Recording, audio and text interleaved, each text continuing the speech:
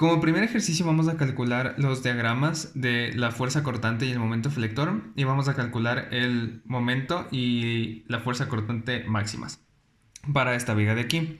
Entonces esta viga está simplemente apoyada, es una viga de 5 metros y tiene una fuerza de 60 kilonewtons hacia abajo a los 2 metros medido desde el extremo izquierdo de la viga y tiene una fuerza continua de 25 kilonewtons por metro en los últimos 2 metros de la viga. Entonces vamos a proceder a calcular el equilibrio externo de toda la viga. Para esto realizamos la sumatoria de las fuerzas en Y, que en este caso sería la reacción en A y la reacción en B con signo positivo porque están en dirección con el eje Y positivo, restado la fuerza de 60 kilonewtons porque está en el sentido opuesto y menos la fuerza de 25 kilonewtons por todo el tramo que ocupa, que en este caso serían 2 metros. Y la sumatoria de momentos en A, que sería la reacción en B por 5, que es la distancia perpendicular entre la reacción en B con la reacción en A, en signo positivo porque esta reacción crea un momento en sentido antihorario, menos 60 por 2, que es la distancia entre esta fuerza y la reacción en A, y menos 25 por 2, que sería todo esto, y por 4, que es el punto de la mitad de esta fuerza hacia la reacción en A. Entonces, resolviendo el sistema que tenemos dos ecuaciones con dos incógnitas, tenemos que la reacción en A es 46 kilonewtons y la reacción en B es 64 kilonewtons. Ambas positivas, es decir, que van en sentido del eje Y positivo. Ahora calculamos la fuerza cortante y el momento flector para el tramo AC. Entonces, en el tramo AC, hasta este punto solo encontramos una fuerza, que es la reacción en A de 46 kilonewtons. Entonces, la fuerza cortante es igual a esta fuerza, que en este caso sería 46 kilonewtons, y el momento flector es el momento entre este punto hacia la fuerza de la reacción en A, que sería 46 por la distancia X que hay entre este punto y la reacción en A. Ahora calculamos el momento flector y la fuerza cortante para el tramo CD. Entonces en el tramo CD tenemos que es desde este punto hasta casi el punto D. Entonces aquí tenemos que la fuerza cortante es 46, que es la reacción en A, menos 60, que es la fuerza en el punto C, lo que da que la fuerza cortante es menos 14 kilonewtons, porque son las mismas unidades. Y el momento flector es 46 por X, que es el momento que produce esta fuerza, menos 60 por X menos 2, que es el momento que produce esta fuerza, y se le resta X menos 2 porque la fuerza de 60 está a 2 metros, menos que esta fuerza de 46. Lo que me da que el momento flector es una ecuación de menos 14x más 120, resolviendo esta ecuación de aquí. Ahora vamos a calcular el momento flector y la fuerza cortante para el último tramo, el tramo de B. Entonces, para calcular el momento flector de este tramo vamos a tomar en cuenta los momentos flectores de los dos anteriores, es decir, el 46x y el menos 60x menos 2, que es esto de aquí.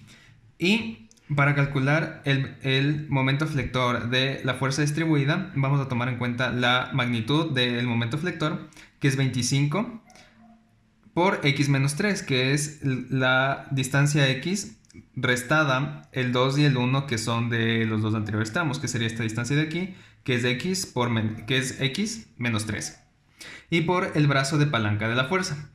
Entonces, en este caso, como es una fuerza distribuida uniforme, el brazo de palanca se puede reemplazar por una fuerza puntual que está a la mitad de la fuerza distribuida. Por lo que sería x menos 3, que es esta distancia de aquí, sobre 2, porque es la mitad. Entonces, multiplicando todo esto, obtenemos esta ecuación de aquí. Y simplificando la ecuación, obtenemos que es menos 12x cuadrado más 61x más 7.5 kilonewtons por metro, la ecuación para el momento flector de este tramo. Y la ecuación de la fuerza cortante se hace un análisis similar al de los dos anteriores tramos y obtenemos que la ecuación es menos 25x más 61. Una vez calculados los valores y las ecuaciones de las fuerzas cortantes y los momentos flectores para los tres tramos de la viga, vamos a proceder a realizar los gráficos de los mismos, que serían estos gráficos de aquí. Entonces, para el gráfico de la fuerza cortante se deben tomar en cuenta las ecuaciones de los tres tramos. Vamos con el primero, que sería la ecuación entre el tramo AC o entre 0 y 2 metros de la viga, que sería 46. Y como es un valor constante, por eso se le grafica como una línea recta en el gráfico.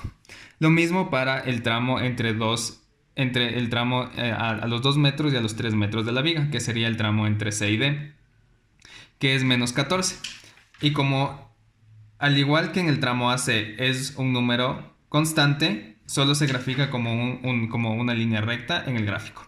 Y por último, vamos al tramo entre D y B, que es esta línea de aquí. Esta línea ya no es una línea recta porque ya salió una ecuación, por lo que se reemplaza en esta ecuación de aquí, menos 25x más 61, el valor de 5, que da un valor de menos 64 en el eje Y. Entonces se une con una línea con este punto y obtenemos esta gráfica para el cortante. Y de esta gráfica sacamos la fuerza cortante máxima, que es de 64 kilonewtons. Aquí es positiva porque realizamos el valor absoluto del punto mínimo o máximo de la gráfica, que en este caso es menos 64 y su valor absoluto es 64. Ahora realizamos lo mismo para el momento flector, que en este caso es esta gráfica de aquí. Entonces es el mismo análisis. Vamos con el momento flector en el tramo AC, que es 46x, y reemplazamos con 2, lo cual sale entre el punto 0 y 2 metros de la viga, sale un momento flector de 92 kilonewtons por metro. Ahora realizamos lo mismo para el siguiente tramo, que es el tramo CD, que es esta ecuación de aquí, menos 14x más 120. Reemplazamos por el valor 3, que sería el metro 3 de la viga, y tenemos que es 78. Unimos los dos puntos con una línea y tenemos este como triángulo de aquí. Y ahora para el último valor vemos que ya no es una línea recta, sino tiene una forma como una especie de parábola. Eso es porque en esta ecuación de aquí es una ecuación cuadrática. Si es que le reemplazamos con x por 5, que es el metro 5 de la viga, obtenemos que se une justo en el punto 0, en el eje X. Eso quiere decir que aquí el momento flector vale 0, por lo que unimos estos dos puntos con una especie de parábola y obtenemos que el momento flector máximo es 92 kilonewtons por metro, que es el máximo de esta gráfica.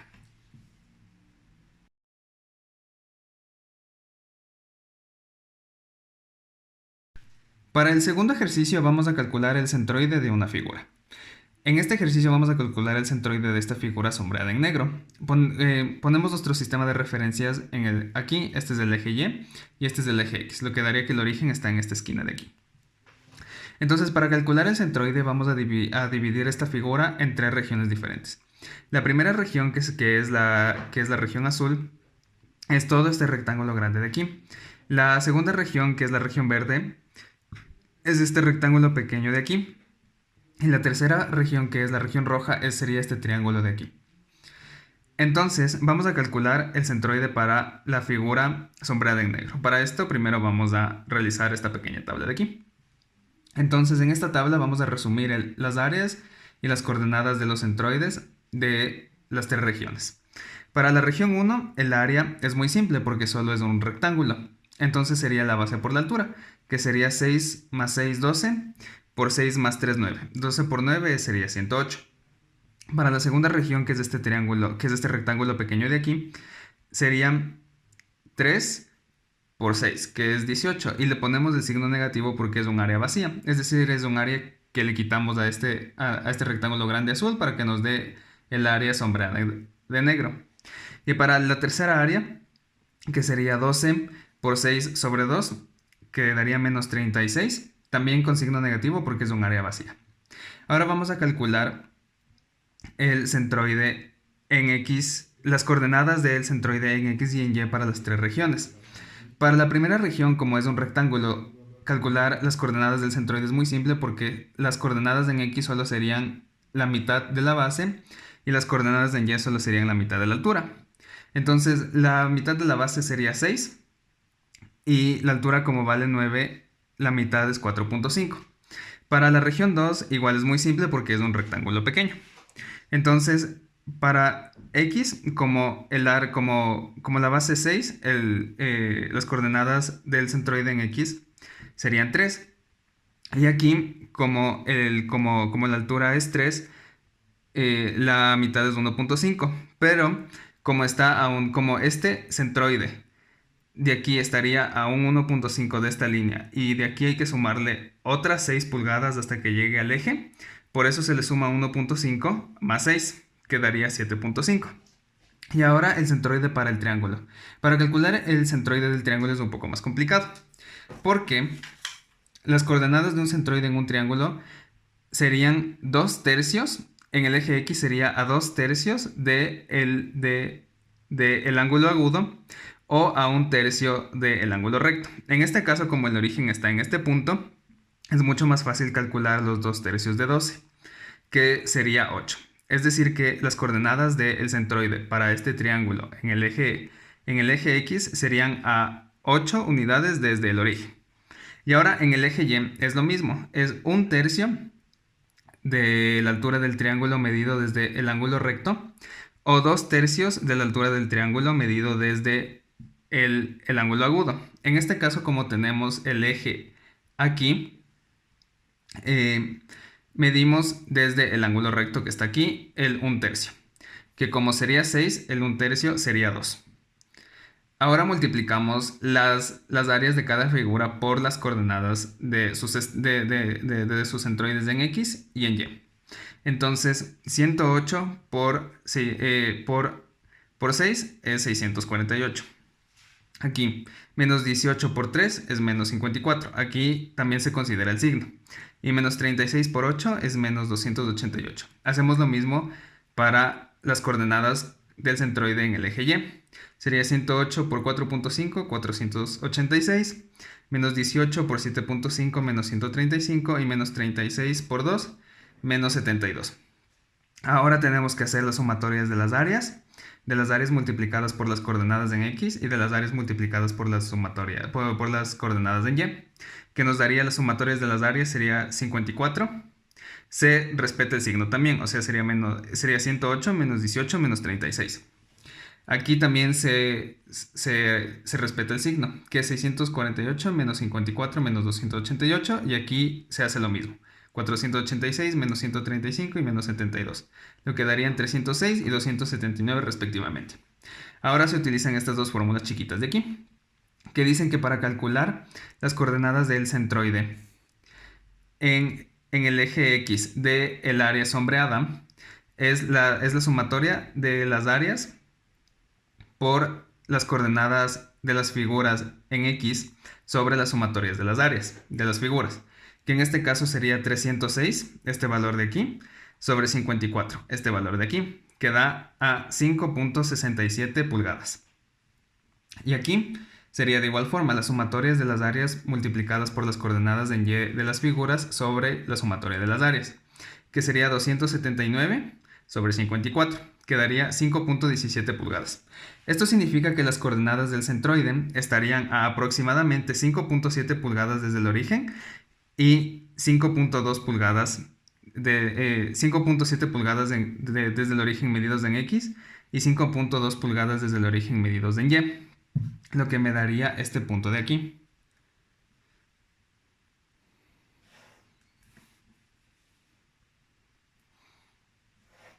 Lo que me daría este punto de aquí.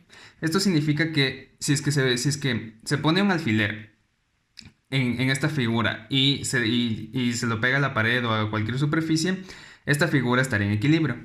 Y también significa que si es que se quiere calcular el peso, si es que quiere hacer un diagrama de cuerpo libre de la figura sombreada, se tendría que poner la fuerza de peso desde este punto.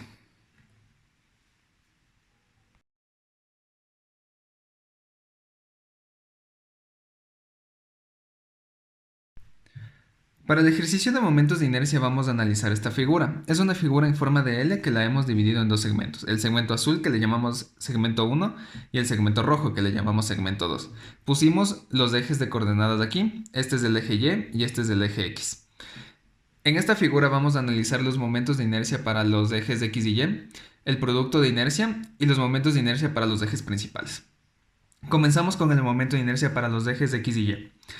Para calcular estos momentos de inercia se debe calcular el momento de inercia para el momento de inercia centroidal para el eje y sumarle el área por la distancia al cuadrado. Esta distancia es la distancia entre el centroide del segmento al eje que se desea analizar, ya sea el eje Y, el eje Y o el eje X. Para calcular el momento de inercia total de la figura para el eje X, se deben sumar los momentos de inercia para el eje del segmento 1 y el segmento 2. Entonces aquí está la ecuación para el segmento 1 y aquí está la ecuación para el segmento 2. Entonces se calcula el momento de inercia centroidal multiplicando la base por el ancho del segmento al cubo sobre 12 más el área, que sería la base por el ancho por la distancia hacia el eje al cuadrado. Es lo mismo para el momento de inercia de la segunda figura. Entonces, reemplazando los valores tenemos que la base del primer segmento, que es el segmento azul, es 3 metros. Por el ancho, que es 0.25 metros, que es el ancho de la barra, al cubo sobre 12. Por el área, que sería 3 por 0.25, por la distancia desde el centroide de la figura 1, que es este punto de aquí, hacia el eje X, que es esta línea de aquí, que es 0.36 metros al cuadrado, más el momento de inercia con respecto al eje del segundo segmento, que sería 0.25, que es la base, por el ancho, que es 1.75, que es desde este punto hasta ese punto de acá, lo que sería los 2 metros de la altura de la figura, restado el 0.25, que es el ancho del primer segmento, al cubo sobre 12, más el área, que es 1.75 por 0.25, por la distancia desde el centroide, que es desde el centroide del segmento 2, que es de este punto de aquí, hacia el eje X, que es esta línea de aquí, que sería 0.64 al cuadrado. Entonces, resolviendo esto, tenemos que el momento de inercia para el eje X es 0.39 metros a la cuarta.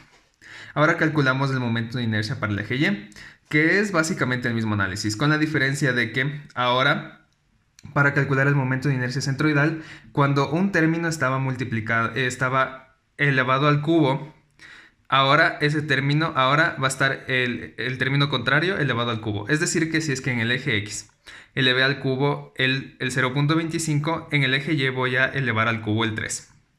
Entonces, teniendo eso en cuenta, resolvemos que el momento de inercia centroidal para el primer segmento con respecto al eje X sería 0.25 por 3 al cubo sobre 12, más el área, que es 3 por 0.25, y ahora esta distancia por la que se multiplica el área es la distancia entre el centroide del segmento con el eje Y, que sería 0.52 para el primer segmento. Lo mismo tenemos en el segundo segmento. Ahora elevamos al cubo el 0.25 por 1.75 sobre 12 más el área por la distancia desde el centroide de la figura 2 hacia el eje Y, que es 0.86 al cuadrado. Resolvemos esto y tenemos que el momento de inercia de la figura para el eje Y es 1.09 metros a la cuarta. El producto de inercia debemos analizar el teorema de ejes paralelos, que dice que el producto de inercia de la figura es igual al momento de inercia centroidal sumado la multiplicación de las coordenadas del centroide por el área de la figura. Entonces tenemos que el momento de inercia centroidal es igual a 0 porque si es que hacemos pasar ejes por el centroide, que sería esta línea imaginaria de aquí, con esta línea imaginaria de acá y esta línea imaginaria de aquí, con esta línea imaginaria de acá, tenemos que en ambos casos de los segmentos obtenemos figuras simétricas con respecto a los ejes centroidales, por lo que el momento de inercia centroidal es igual a 0. Con lo que para calcular el producto de inercia solo nos queda calcular la multiplicación del área por las coordenadas de los centroides de ambos segmentos. Y eso tenemos de resumido en esta tabla de aquí. Entonces dividimos para el segmento 1 y segmento 2 y al final solo sumamos el producto del momento de inercia de ambos. Entonces tenemos que el área del segmento 1 es 0.75 y el área del segmento 2 es 0.44. Las coordenadas del centroide del segmento 1 serían menos 0.52 en el eje X porque está a la izquierda del origen y 0.36 en el eje Y. Para el segmento 2 tenemos que es 0.86 en el eje X, que es esta distancia de aquí, y menos 0.64 en el eje Y porque está debajo del origen, esa distancia. Multiplicando esto obtenemos que para la figura 1 es menos 0.14 y para la figura 2 es menos 0.24. Sumamos esto y sale que el producto de inercia para la figura es menos 0.38 metros a la cuarta. Ahora calculamos los momentos de inercia para los ejes principales. Entonces, para hacer la rotación de los ejes primero debemos tomar en cuenta el producto de inercia. Como el producto de inercia calculado aquí es diferente de cero, eso significa que van a tener momentos principales. Entonces, debemos calcular el ángulo por el cual se rotan los ejes. Para calcular el ángulo tenemos esta fórmula de aquí, que dice que la tangente de 2θ es igual a 2 veces el producto de los momentos de inercia dividido para el momento de inercia del eje X menos el momento de inercia para el eje Y. Resolviendo esto tenemos que la tangente de 2θ es igual a menos 1.09 y despejando tenemos que θ es menos 23.73 grados. Esto significa que debemos rotar los ejes X y Y 23.7 grados en sentido horario.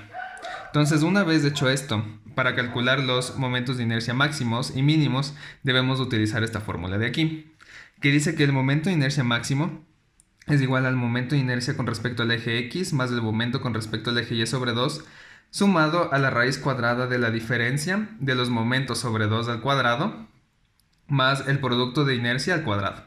Si es que queremos calcular el momento de inercia mínimo, solo debemos reemplazar este más por un menos. Entonces, resolviendo ambos términos de la suma, tenemos que 0.74 más 0.52 es igual a 1.26 metros a la cuarta. Este es el momento de inercia máximo.